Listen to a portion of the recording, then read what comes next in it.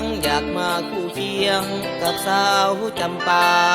จนไทยบ้านเขาให้สาญาเอิ้นอ้ายว่าเป็นเท่าบาเจียงเพียกน้องนา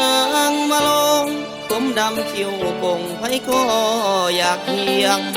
สะอาดก่อนมาลงบางอาเจียงบ่ได้คู่เคียงสมดังที่หวังเราขานกันมาอ้ายนี่คิดว่าเป็นเพียงตำนานศาสตร์ก่อนบ่ได้คู่กัน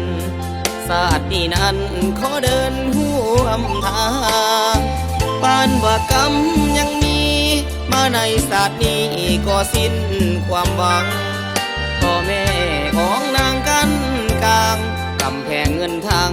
กันทางหาเขาน้องสิแต่งกับเขาส่วนเฮาก็ต้องทำใจบ่ฮู้สิมีศาสตร์ใหม่จังสิได้คู่เคียงกับเจ้าหักกันมาแต่ดนผลสุดท้ายน้องกลายเป็นของเขาหยาดน้ำตาไหลลงเต็มเบา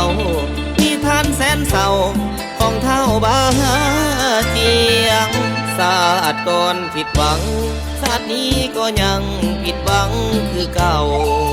จักแม่นกรรมอีหยังน้อเฮาจังบ่ได้เจ้าเป็นคู่นอนเฮียงได้แต่ภาวนาหากมีศาสตร์นาให้ได้น้องคู่เคียงบอกกับฟ้าว่าเท้าบาเจียงยังมันยังเทียงคนเดียวคือน้อง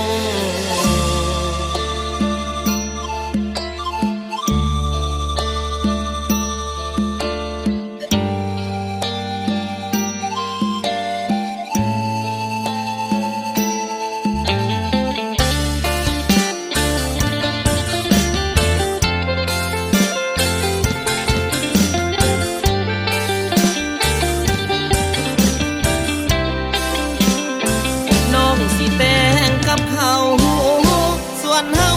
ก็ต้องทำใจบ่ฮู้สิมีศาสตร์ใหม่จังสิได้คู่เคียงกับเจ้า